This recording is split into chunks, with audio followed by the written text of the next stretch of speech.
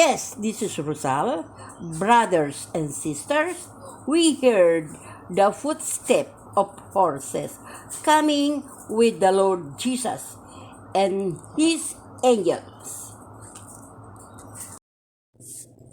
From Angel's Message Inc., Rosal Rabi, John 3:18. Ang sumasampalataya sa Kanya ay hindi hinahatulan. Ang hindi sumasampalataya ay hinatulan na, sapagkat hindi siya sumasampalataya sa pangalan ng bugtong na anak ng Diyos. He that believe on Him is not condemned.